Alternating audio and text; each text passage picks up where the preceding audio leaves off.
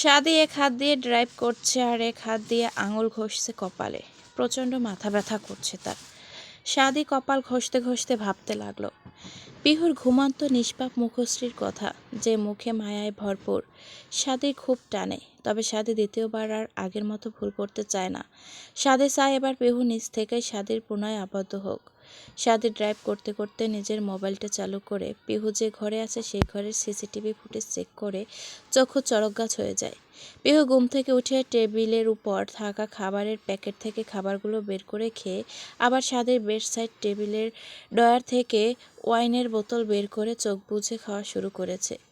সাদি বিরক্ত হয়। এই মেয়ে কি জানে না এগুলো ড্রিঙ্কস, এগুলো খেলে নেশা হয়, নাকি ইচ্ছে করেই খায়?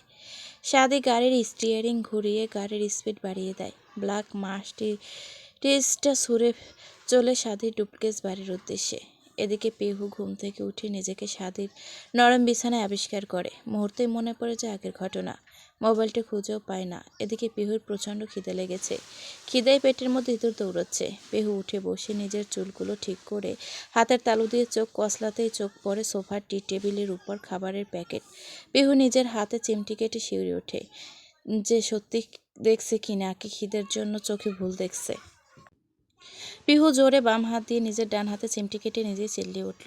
নিজের প্রতি নিজেরই বিরক্ত লাগছে। পিহু উঠে দাঁড়ালো বিছানা থেকে। এক এক পা করে সোফার দিকে এগিয়ে গিয়ে বসে পড়ল সোফায়। তারপর দরজার দিকে তাকিয়ে দেখলো দরজা বন্ধ।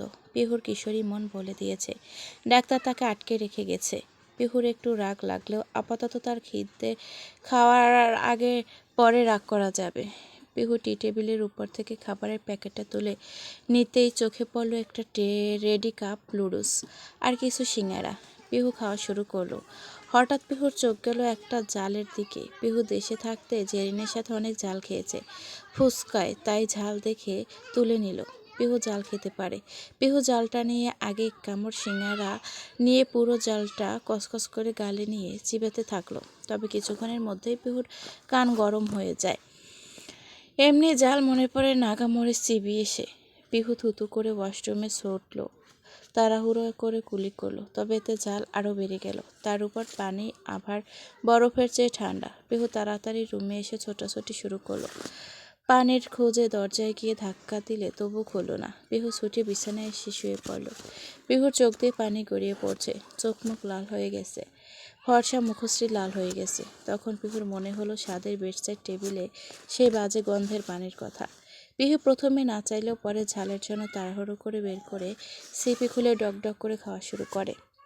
সাদি প্রচণ্ড গতিতে গাড়ি চালিয়ে বাড়িতে এসে পৌঁছায়। পিহুর জন্য চিন্তায় তার মাথা খারাপ। পরপর 2 বোতল খেয়ে বিছানায় উপুড় হয়ে পড়ে আছে পিহু। বর্তমানে তার হুঁশ নেই। অল্পতে নেশা ধরে গেছে।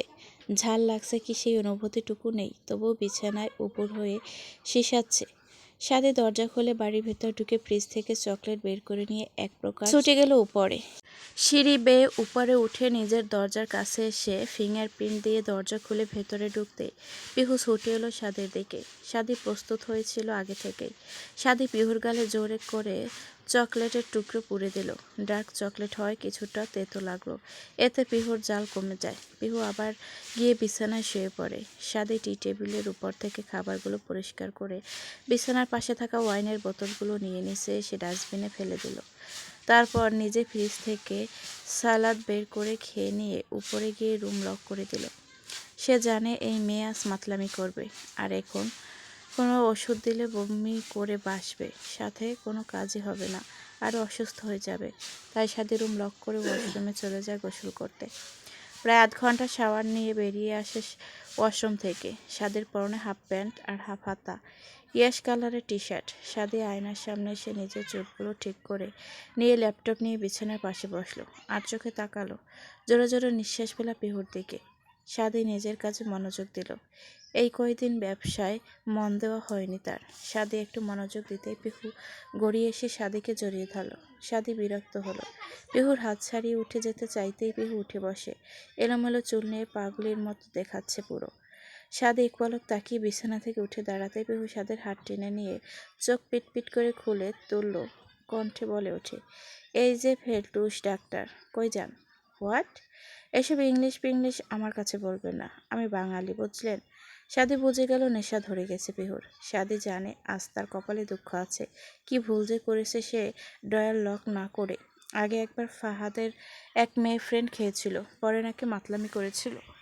সাদি ফাহাদের কাছে শুনলেও গুরুত্ব দেয়নি। সে জানে মেয়েদের শরীরে অল্পতে ইফেক্ট করে, কিন্তু এখন ফাহাদের কথাগুলো মনে পড়ছে।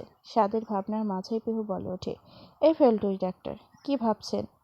সাদের বিরক্ত লাগছে। বড় কুচকে পিহুর দিকে তাকিয়ে নিজের হাতের দিকে তাকালো, যে হাত পিহু ধরে রেখেছে। সাদেকে কিছু বলতে না দিয়ে পিহু আবার বলে ওঠে, আপনি এমন করে কি দেখছেন? আপনাকে কিন্তু সেই লাগছে, পুরো বিদেশি নায়ক। উফ। এবার সাদি ঝাড়া মেরে পিহুর হাত ছাড়িয়ে নেয়। সে জানে পিহু সারা রাত উল্টো পাল্টা পাগলামি করবে, কিন্তু এতে তার রাগ বেড়ে যায়। সাদি উল্টো দিকে ফিরে যাওয়া শুরু করলে হঠাৎ পিহু জোরে এক টান দেয়, ফলে সাদি ঘুরে এসে পিহুকে নিয়ে বিছানায় পড়ে। সাদির হাতের ল্যাপটপটা বিছানার এক কর্নারে গিয়ে পড়ে। সাদি কিছু বলার আগেই পিহু সাদির হাতে কামড় দেয়। সাদি চোখ বুজে সহ্য করে নিয়ে পিহুকে জড়িয়ে ছাড়িয়ে উঠে বসে। সাথে সাথে পিহু উঠে বসে সাদির কোলে। তারপর সাদি গলা জড়িয়ে ধরে নিজ হাত দিয়ে, জড়িয়ে ছাড়তেই চাইলে পিহু হিসিস করে সাদির কানের কাছে নিজের মুখ নিয়ে বলে, উফ ফেলটুস ডাক্তার, আমাকে ডিস্টার্ব করবে না। এই ফেলটুস কথায় সাদের রাগ লাগে। যার জীবনে ফেল নামে কোনো শব্দ নেই, তাকে পুস্কিমে ফেলটুস বলছে, সাহস কত? সাদি পিহুকে ছাড়িয়ে উঠে দাঁড়ায়, গট গট হেঁটে রুমের দরজার সামনে যায়, উদ্দেশ্যে বের হয়ে যাওয়া, নয়তো এই মেয়ে তার হাতে মার খাবে অগণিত। সাদি দরজার কাছে এসেও থেমে যায়। যদি পিহু অসুস্থ হয়ে পড়ে, উল্টো পাল্টা কিছু করে ফেলে। সাদি নিজের হাত দিয়ে নিজের চুলগুলো জোরে টেনে ধরে। সব অসহ্য লাগছে তার। সাদি টি টেবিলের উপর থেকে পানির বোতল নিয়ে পানি খেয়ে নেয় ডক করে। তারপর রুমের লাইট অফ করে ড্রিম লাইট জ্বালিয়ে বিছানার দিকে অগ্রসর হয়। উদ্দেশ্য বিছানার উপর থেকে ল্যাপটপটা নিয়ে বেলকনিতে চলে যাবে। তাহলে এই পাগলকে আর সহ্য করতে লাগবে না। সাথে সাথে পিহুর উপর ভালোভাবে নজর রাখতে পারবে। তবে এই ঠান্ডায় বাইরে বেলকনিতে থাকবে কিভাবে? সাদি চুপি চুপি ওয়ার্ড্রোব থেকে কমফোর্টার বের করে নেয়। তারপর বিছানার দিকে তাকিয়ে দেখে পিহু একধানে বসে আছে। ড্রিম লাইটের আবছা আলোয় পিহুকে অন্যরকম লাগছে। মাথা নিচু করে চুপচাপ বসে আছে। সাদি পা টিপে টিপে বিছানার পাশে গিয়ে ল্যাপটপে হাত দিতে নিতে যাবে, ঠিক তখনই পিহু সাদের হাত ধরে হেঁচকা টান দেয়। ফলস্বরূপ সাদের বলিষ্ঠ দেহ কম্পিউটার সহ পিহুর চুনোপুটি শরীরের উপর গিয়ে পড়ে। সাদির গরম নিঃশ্বাস পিহুর মুখে এসে লাগে। পিটপিট করে চোখ খুলে দেখল সাদি পিহুর দিকে তাকিয়ে আছে। সাদির নাকের সাথে পিহুর নাক লেগে যাবে প্রায়। পিহুর তখন মস্তিষ্কে কিছু নেই, নেশায় মত্ত সে। সাদি উঠতে চাইলে পিহু সাদিকে জড়িয়ে ধরে। পিহুর স্পর্শ পেয়ে সাদির হঠাৎ কেমন অনুভব শুরু হয়। সাদি নিজেকে বোঝায় এক ভুল আবার করা উচিত নয়। তবে পিহুর পাগলামি বাড়তে শুরু করে। পিহু সাদির টি শার্টের উপর সাদির বুকে কামড়ে দেয়। সাদি ঠোঁট কামড়ে সহ্য করে নেয়। সাদি নিজের কন্ট্রোল হারাচ্ছে। শেষ অবধি না পেরে বিছানার কর্নারে আসে। তারপর পিহুর মুখ নিজের এক হাতের আজলায় নিয়ে আসে, আর এক হাত তার ভর দিয়ে উঁচু হয়। পিহু সাদির দিকে নেশালো দৃষ্টিতে চেয়ে আছে, যেন সাদির কোনো চকলেট, আর সেটা পিহুর জন্যই। সাদি নিজেরও ঘোর লেগে যাচ্ছে। সাদি পিহুর মুখের দিকে তাকিয়ে ফিসফিস করে বলে, এসব কি হচ্ছে? পাগল হয়েছিস? পিহু চোখ পিটপিট করে খুলে বলে, আপনার ঠোঁটের পাশে কালো কুচকুচে তিলটা অনেক সুন্দর জানেন ফেলটুস ডাক্তার। সাদি একটা জোরে নিঃশ্বাস ফেলে গরম নিঃশ্বাস পিহুর মুখে আছড়ে পড়ে। সাদি নিজের ঘোর লাগা দৃষ্টি নিয়ে পিহুকে বলে, কি চাইছিস? এক বল আবারও করি? পিহু ঘোর লাগা কণ্ঠে বলে ওঠে, ফেলটুস ডাক্তার, আপনার গালে টোল পড়ছে। ইস কি কিউট। সাদি বিরক্ত হয়ে গেল। সে বলছে কি আর এই মেয়ে রিপ্লাই দিচ্ছে কিসে? সাদির ভাবনার মাঝে পিহু সাদির গলা জড়িয়ে ধরে, যার কারণে সাদি পিহুর মুখের খুব কাছে চলে যায়। সাদি নিজের কন্ট্রোল হারাচ্ছে এখন। সাদি কোনো মতে পিহুকে জিজ্ঞাসা করে, এত কাছে ডাকছিস, সামলাতে পারবি তো আমাকে? সাদির কথার মানে ঘুরে থাকা পিহু বুঝতে পারে না। সে সাদিকে আরও কাছে টানতে চায়। সাদি কন্ট্রোল হারিয়ে পিহুর গলায় মুখ ডুবিয়ে দেয়। পিহু সাদির চুল টেনে ধরে। এতে সাদি আরও উত্তেজিত হয়ে যায়। সাদি পিহুর ঘাড়ে কামড়ে দেয়। তারপর পিহুর মুখ আঁচলে ধরে বলে, জান, আমি কন্ট্রোল হারাচ্ছি, তুই শেষ আজ। পিহু সাদির দিকে ড্যাব ড্যাব করে তাকিয়ে আছে। সাদি সেই দৃষ্টিতে আবারও মাতোয়ারা হয়ে যায়। সাদি পিহুর নরম গোলাপি ঠোঁটে নিজের ঠোঁট ছোঁয়। পিহু কেঁপে ওঠে। সাদি একটানা উঠে বসে পিহুকে বসায়। পিহু বিরক্তিতে চোখ মুখ কুঁচকালে সাদি পিহুর কপালে শুকনো একটা চুমু দিয়ে বলে ওঠে, জান। হুম। আবারও তোর সান্নিধ্য এসে একই ভুল করতে যাচ্ছি, মাফ করে দিস। সাদির কথা শুনে পিহু সাদির আরও কাছে আসে। সাদি এক টানে নিজের টি শার্ট খুলে ফেলে, তারপর বেডসাইড টেবিলের ড্রয়ার থেকে কিছু একটা বের করে। পিহু সাদির বুকের সাথে লেগে আছে। সাদি জানে এই মেয়ের সাথে থাকলে মেয়েটা অসুস্থ হয়ে পড়বে, আর সে পিহুর সাথে আবার ভুল করতে চায় না। সাদি ড্রয়ার থেকে একটা ইঞ্জেকশন বের করে নিজের হাতে পুশ করে, তারপর আবার নিজের বুকে লেপ্টে থাকা পিহুর কানের কাছে ফিসফিস করে বলে, সরি জান, এছাড়া উপায় নেই। আমি একবার ভুল করেছি, আর সেই ভুলের শাস্তিস্বরূপ সবার কাছে ঘৃণিত। আবার সেই ভুল করতে পারবো না। একটু কষ্ট হলেও অপেক্ষা করব। কথাটা বলে পিহুর হাতে সিরিঞ্জ দিয়ে পুশ করে। পিহু একটু উফ করে ওঠে, ঠান্ডা হয়ে যায়। সাদি সিরিঞ্জ বের করে ড্রয়ারে রেখে দেয়। এটা ঘুমের ইঞ্জেকশন ছিল, হাই ডোজের। সাদি জানতো এটা করা ছাড়া আর উপায় নেই। সাদের চোখে ঘুম ধরা দিল। পিহুকে ভালো করে শুইয়ে দিয়ে সেও কমফোর্টেবল গায়ে দিয়ে শুয়ে পড়ল। একটু পরেই পিহু তার বুকের মাঝে এসে জড়িয়ে ধরল। সাদি জানে মিনিমাম 12 ঘন্টা ঘুমাবে পিহু, তাই সাদি আর সরালো না পিহুকে। নিজেও পিহুকে বুকের সাথে জড়িয়ে পাড়ি জমালো ঘুমের দেশে। সময় চলে যায় বাতাসের মতো। চারিদিকের পরিবেশ আজ রোদোজ্জ্বল। চৌধুরী বাড়িটাও যেন প্রাণ ফিরে পেয়েছে। আতিয়া বেগম রান্নাঘরে রান্না করছে। ইলিয়াস চৌধুরী সোফায় বসে খবরের কাগজ পড়ছে। এখন বসতে পারে, তবে হাঁটতে পারে না। হুইল চেয়ারে করে নিয়ে এসে সোফায় বসিয়ে দেয় ধরে আতিয়া বেগম। পিহু কলেজ গিয়েছে, সামনে পরীক্ষা মেয়েটার। এখন আর ক্লাস মিস করা যাবে না। সাদি সকাল সকাল বেরিয়ে গেছে। সে রাতের পর কেটে গেছে 6টা মাস।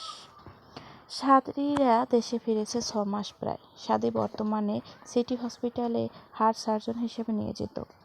অল্প কয়দিনেই বেশ নামডাক হয়েছে সাদির। সাদির সাথে পিহুর অনেক দূরত্ব হয়ে গেছে। সাদি সকালে বের হয়, রাতে সন্ধ্যায় আসে। কোনো দিন অনেক রাত হয়ে যায়। পিহুর সাথে এখন শুক্রবারেও দেখা হয় না। একই বাড়িতে থেকে দুজনের দূরত্ব অনেক। সাদি হসপিটালের কেবিনে বসে ভাবতে থাকে সেদিনের কথা। সাদির ঘুম ভেঙে যায় ফোনের কর্কশ আওয়াজে। সাদি ফোন রিসিভ করে কথা বলে, হসপিটালে আর্জেন্ট দরকার তার। পিহুর দিকে তাকিয়ে দেখে তার খোলা প্রশস্ত বুকে এখনও ডুবে আছে ছোট্ট পিহু। সাদি জানে পিহু আরও অনেকক্ষণ ঘুমাবে, তাই কাগজে দরজার পাসওয়ার্ড আর কোথায় কি খাবার আছে লিখে রেখে বেডসাইড টেবিলে রেখে পরে পিহুর কপালে একটা চুমু দিয়ে সাদি ফ্রেশ হয়ে নেয়। ফ্রেশ হয়ে দেখে সকাল 10টা বাজে 19 মিনিট। সাদি তাড়াহুড়ো করে বেরিয়ে যায় হসপিটালের উদ্দেশ্যে। হসপিটালে গিয়ে একটা সার্জারির জন্য রেডি হয়। প্রায় 4 ঘন্টা সার্জারি শেষে সাকসেস হয়ে অপারেশন থিয়েটার থেকে বেরিয়ে আসে সাদি সহ কিছু ডাক্তার। তারপর সাদি ইলিয়াস চৌধুরীর কেবিনে গিয়ে কথা বলে আতিয়া বেগমকে নিয়ে ক্যান্টিনে খাওয়া দাওয়া করে আতিয়া বেগমকে আবার ক্যাবিন দিয়ে সাদি চলে যায় নিজের ক্যাবিনে। এভাবে কেটে যায় 3 দিন। আজ সন্ধ্যায় সাদিরা চলে যাবে দেশে। পিহু সে কি আনন্দ! 7টার ফ্লাইটে ইলিয়াস চৌধুরীকে তুলে দেওয়া হয়, আর রাত 9টার ফ্লাইটে সাদিরা চলে আসে বাংলাদেশে। দেশে আসার পর থেকে সাদি লক্ষ্য করছে এক অত্যন্ত চঞ্চল পিহুকে। সাদি যদিও জানত পিহু চঞ্চল, তবে এক অন্য পিহু। পিহু সাদির সাথে ভালোভাবে কথা বলে। সাদিও তেমন একটা প্রয়োজন ছাড়া কথা বলে না। আর এখন তো দেখাই হয় না। সাদির ভাবনার মাঝেই কেবিনের বাইরে থেকে কেউ একজন নক করলো। সাদি ভিতরে আসার অনুমতি দিলে একটা ছেলে আর একজন বয়স্ক লোক ভিতরে ঢুকে। সাদি বসতে বলে সামনে তাকাতেই ছেলেটি উৎফুল্ল হয়ে বলে ওঠে, সাদি ভাই আপনি?